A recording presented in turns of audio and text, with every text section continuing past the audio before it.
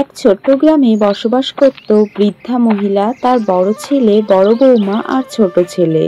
তারা খুব সাধারণভাবে জীবনযাপন করত। কিন্তু হঠাৎই একদিন তার ছোট ছেলে বিয়ে করে বাড়িতে বউ নিয়ে আসে।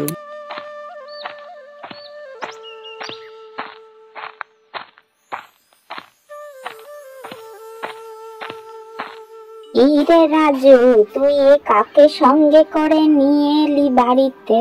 মা, ও হচ্ছে মিষ্টি। আমি ওকে আজ বিয়ে করেছি, তাই বাড়িতেই নিয়ে এলাম। এ তো না হয় আমি বুঝলাম যে তুই বিয়ে করেছিস তাই বাড়িতে নিয়ে এসেছিস, কিন্তু আমাদেরকে তো কিছু জানালে না আগে থেকে।